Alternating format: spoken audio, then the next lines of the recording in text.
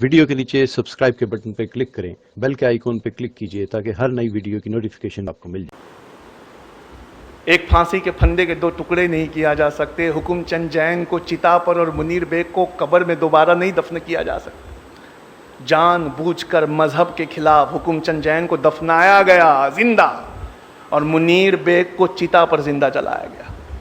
अगर आप अपनी हिस्ट्री की परवाह करेंगे तो मैं वादा करता हूं दुनिया में किसी और को आपसे ये सवाल करने की ज़हमत ही नहीं पड़ेगी कि मुसलमानों का जंग आज़ादी में योगदान क्या है। इसी में मैं आपको एक बहुत प्यारी सी बात बताऊं कि ऐसा नहीं है कि सिर्फ 1857 में आपके बुज़ुर्गों ने बहुत किया। मैं आपके सामने एक बड़ा मज़ेदार किसी की स्पीच का एक टुकड़ा पढ़ना चाहता हूँ। ये जो मैं पढ़ने जा रहा हूँ आपके सामने, ये किसी की स्पीच में लिखा हुआ है। आखिरी में बताऊंगा ये किसकी स्पीच है। मोतिहारी के लोगों, स्पीच का टुकड़ा पढ़ रहा हूं। मोतिहारी के लोगों, हमारे बीच एक ऐसा इंसान है जिसने गांधी जी की जान बचाई। इस इंसान का नाम बटक मियां अंसारी है। बटक मियां अंसारी को ये काम सौंपा गया था कि वो गांधी जी को चंपारण सत्याग्रह के दौरान दोनों टाइम खाना खिलाते रहे। अंग्रेजों ने बटक मियां अंसारी के सारे परिवार को एक साथ किडनैप कर लिया और उन पर यह दबाव बनाया कि बटक मियां अंसारी गांधी जी के खाने में पॉइजन मिला दे। बटक मियां अंसारी ने उनके दबाव में जब ये कदम उठाना चाहा तो ऐन गांधी जी के निवाला तोड़ने से पहले बटक मियां अंसारी ने उनके हाथ से छीन कर वो डिश फेंक दी। जब गांधी जी ने पूछा तो रोने लगे। कहा अंग्रेज उद्योगपतियों ने कल मेरे बच्चे की लाश भिजवाई है। अगर आज मैंने आपको पॉइजन नहीं दिया तो एक और परिवार से ऐसा होगा जिसकी लाश मुझे भिजवा दी जाएगी। बटक मियां अंसारी ने अपने परिवार की परवाह बिना किए गांधी जी के हाथ से वो पॉइजन भरा कटोरा छीन कर फेंक दिया।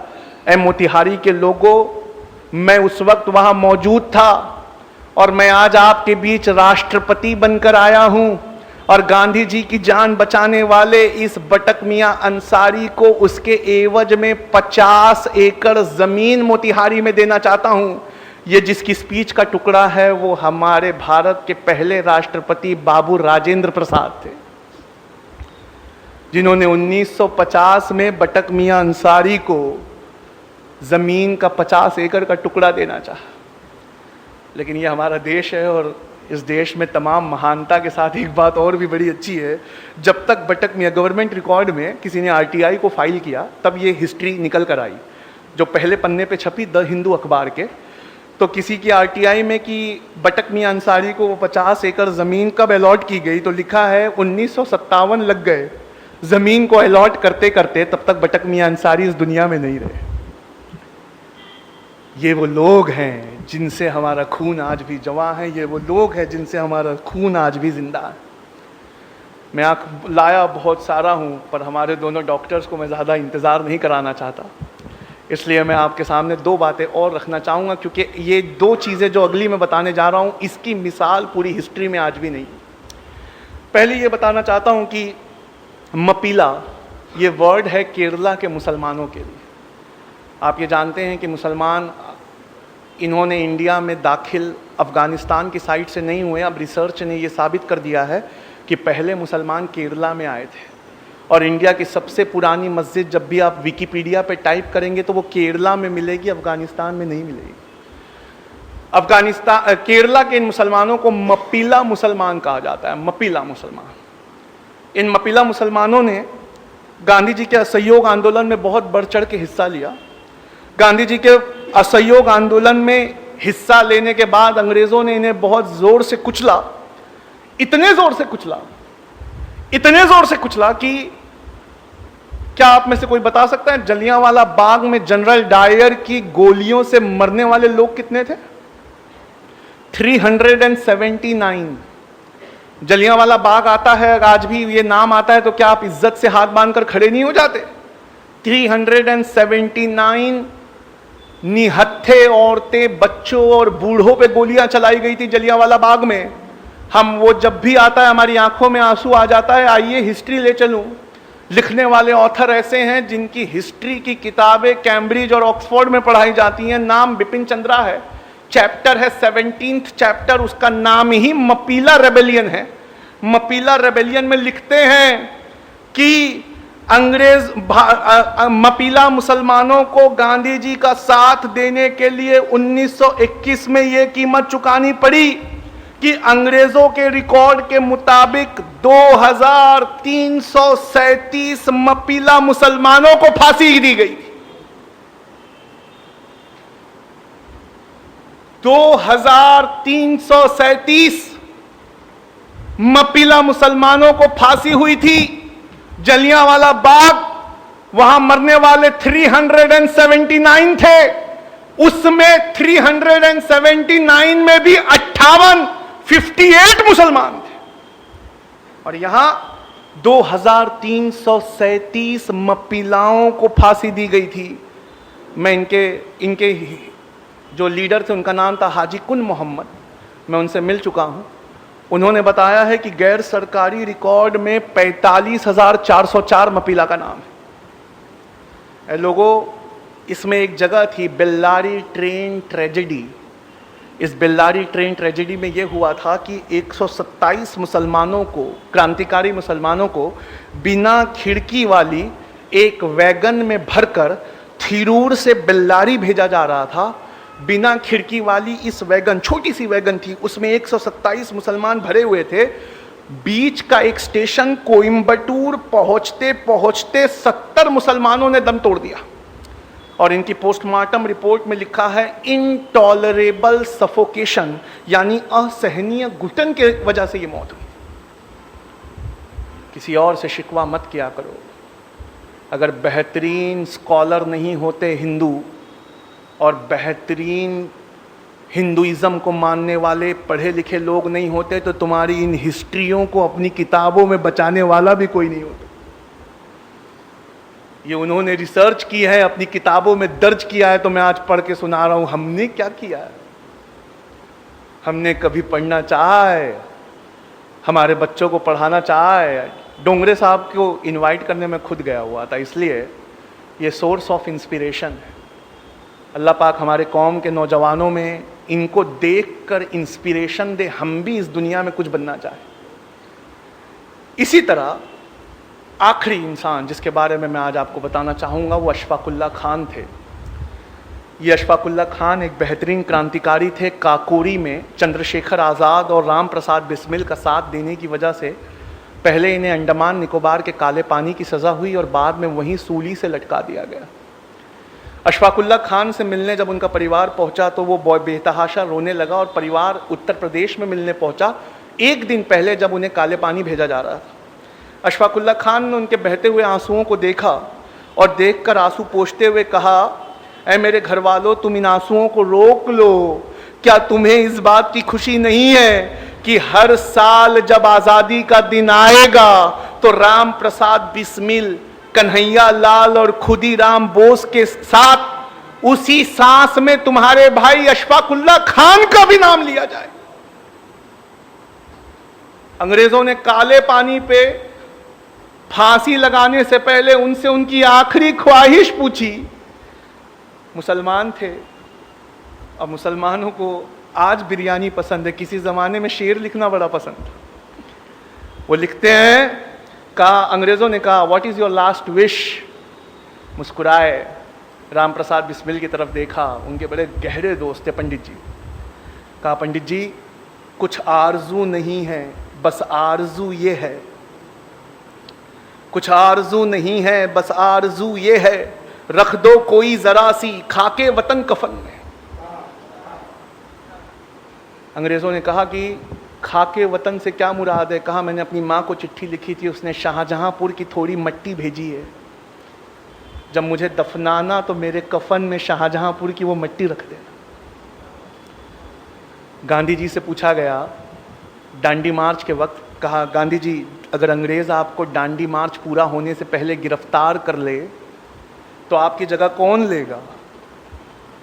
इतिहास में नाम दर्ज है, गांधी जी ने कहा, अगर डांडी पहुंचने से पहले मुझे अंग्रेज सरकार गिरफ्तार कर ले तो मेरी जगह अब्बास तैयब जी लेंगे।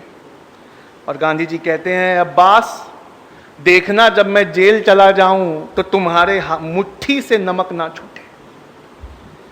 अब्बास तैयब जी, इनका नाम हिस्ट्री से मिटाना आसान है, लेकिन घर जाकर वादा करिए, आप पहली चीज़ जो गूगल पे टाइप करेंगे वो ये होगा, किस्सा ख्वानी बाज़ार। किस्सा ख्वानी, KHWANI, किस्सा ख्वानी बाज़ार, ये पेशावर में एक जगह है। इस किस्सा खानी बाज़ार को जैसे ही आप गूगल पे टाइप करेंगे एक तस्वीर निकल कर आएगी। 1932 में गांधी जी को नमक आंदोलन के लिए अरेस्ट किया गया तो हजारों की तादाद में पठान निकल कर आए और खड़े हो गए। इतनी हजारों की तादाद देखकर अंग्रेज डर गए और अंग्रेज पेशावर से भाग गए। 2 दिन बाद वो गढ़वाली रेजिमेंट लेकर लौटे तो किस्सा खानी बाजार में सारे के सारे पठान टस से मस नहीं हुए। गढ़वाली रेजिमेंट से कहा, इन पर गोलियां चलाओ। गढ़वाली रेजिमेंट के जवानों ने बंदूकों को लोड किया, देखा सबसे सामने की सफ में पठानों के बच्चे लगे हुए हैं और उन बच्चों के बीच उनका लीडर खड़ा था, उसका नाम था खान अब्दुल गफ्फार खान। अंग्रेज ने कहा कि ये खान अब्दुल गफ्फार खान, हथियार तो पठानों का जेवर होते हैं, तुम्हारे हथियार कहाँ है? कहा, हमने गांधी से वादे के चलते अपने जेवर को उतार के फेंक दिया। कहा, गांधी से वादा किया है, हथियार तो छोड़ो, हाथ तक नहीं उठाएंगे। ये फोटो, वहाँ जमा लोगों की फोटो आज भी गूगल और विकिपीडिया पे मौजूद है। सामने की 2 सफ में बच्चे खड़े हैं और पीछे हजारों की तादाद में पठान खड़े। फिर अंग्रेज़ों गढ़वाली रेजिमेंट ने अपनी बंदूकें लोड की। इससे पहले गोली चलाती, गढ़वाली रेजिमेंट ने बंदूक ये कहकर फेंक दी, हमारे देश में एक जलियांवाला बाग काफ़ी है, निहत्तों पे हम गोली नहीं चलाएंगे। अंग्रेज़ों ने खुद साख्ता बंदूकें उठाई, 207 लोग मारे गए। आप जानते हैं भारत सरकार ने उन्हें क्या इज्जत दी है, खान अब्दुल गफ्फार खान को? मरणोपरांत, यानी मरने के बाद भारत रत्न पुरस्कार से संवारा। खान अब्दुल गफ्फार खान का टाइटल है सीमा अंत गांधी, यानी फ्रंटियर गांधी। उनको जो प्लाक मिला था भारत रत्न पुरस्कार, ये जो इंडिया का सबसे बड़ा पुरस्कार है, उन्हें दिया गया, जबकि वो अफगानी थे, पर अफगानिस्तान उस वक्त इंडिया का हिस्सा था। उस प्लाक में से मैं पढ़ता हूँ, उस प्लाक पे भारत सरकार ने क्या लिखा है। उस प्लाक में ये लिखा हुआ है कि किस्सा ख्वानी बाजार के दिन अपनी बहादुरी, दिलेरी और गांधी जी से चलते वादे के मुताबिक हिंसा के विरोध में अपने हथियारों को फेंक देने की वजह से और 90 साल की अपनी जिंदगी में से 45 साल जेल में गुजारने की वजह से सीमांत गांधी खान अब्दुल गफ्फार खान को भारत सरकार भारत रत्न से नवाजी। क्या आप जानते हैं आपके बुजुर्गों का इतिहास क्या है? अगर मैं बोलता रहूं तो सारी रात खत्म हो जाए, इतिहास की किताबें आपके सामने खोलता रहूं तो शायद आपकी ज़िंदगी कम पड़े। इतना बड़ा योगदान आज़ादी की लड़ाई में आपका है। ऐसा नहीं है कि आज़ादी की लड़ाई के बाद हमारा योगदान नहीं है। DNA, ये एक न्यूज़पेपर है जो मुंबई में निकलता है, इसके आफ्टरनून एडिशन को टाइप करिए, उस पर लिखिए मीर उस्मान अली DNA। गूगल पे टाइप करके जैसे ही आप एंटर करेंगे अखबार की ये पेपर कटिंग खुलेगी जिसमें लिखा है 1965 में पाकिस्तान से हो रही लड़ाई के वक्त इंडिया के पास पैसे की कमी पड़ गई थी, तो भारत के प्रधानमंत्री लाल बहादुर शास्त्री ने ये अपील करी थी और अपील कर कर ये कहा था कि ये लोगों आगे बढ़कर चंदा दो नेशनल डिफेंस फंड में। मीर उस्मान अली ये उस समय हैदराबाद के निज़ाम थे, ये वो कंबल ओढ़ा करते, हर साल अपने लोगों से कहते कि एक कंबल ऐसा खरीद के लाओ जो 5 रुपये में आ जाए। वो पूरा ढूंढते और कहते कि आपकी हैसियत को देखते हुए 5 रुपये का कंबल नहीं आता, तो हर साल वो कहते कि मुझे पुराना ही कंबल ओढ़ा दो। उनसे जब लाल बहादुर शास्त्री की अपील को सुना तो उन्होंने फ़ोन किया लाल बहादुर शास्त्री से, कहा sir I want to meet you, आप हमारे हैदराबाद में आइए। कहा देखते नहीं, वार चल रहा है। कहा सर उसी के ज़िम्मन में मिलना है, मेरे पास फ़ोटो मौजूद है, आप असरा के व्हाट्सएप ग्रुप से जुड़िए, मैं आपको वो फोटो फॉरवर्ड करता हूँ, लाल बहादुर शास्त्री हाथ मिलाते हुए मीर उस्मान अली से। क्या आप जानते हैं 1965 में पाकिस्तान के खिलाफ लड़ाई के लिए इंडिया के इतिहास का सबसे बड़ा चंदा दिया गया था। 2015 तक वो रिकॉर्ड टूटा नहीं है। इंडिया का सबसे बड़ा चंदा मीर उस्मान अली ने 5000 किलो सोना दिया था। 5 टन सोना लाल बहादुर शास्त्री के हवाई जहाज में बेगम पेठ एयरपोर्ट हैदराबाद में लादते हुए फोटो डीएनए अखबार ने छापी है। और इस रिपोर्ट को अप्रैल की 13 तारीख 2015 को द हिंदू नेशनल अखबार है, उसने फ्रंट पेज पर इस हेडिंग के साथ छापा है, close fist open handed Mir Usman Ali. 5 ton यानी 5000 किलो सोना, ये वो चंदा है जिस चंदे को आज तक किसी ने क्रॉस नहीं किया।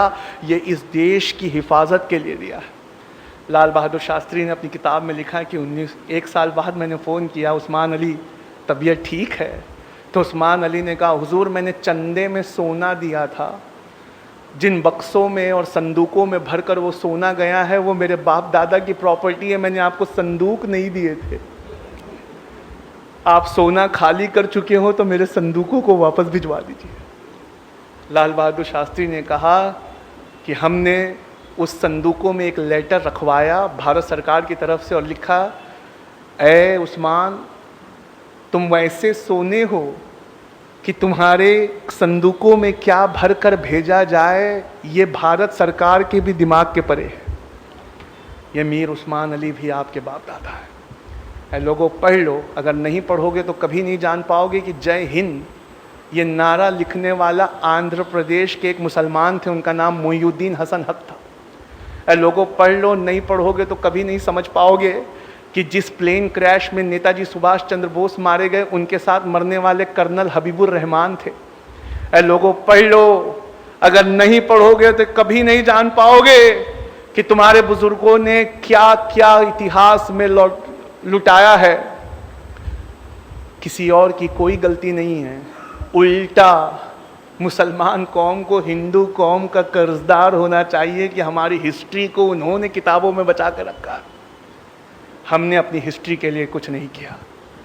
वक्त काफ़ी हो चुका है, मैं इस बात को अपनी यहीं ख़त्म करता हूँ और प्रोग्राम के बाद मैं घर नहीं जाने वाला, मैं यहीं बैठा हूँ। आप आके मुझसे ये सबूत देख सकते हैं।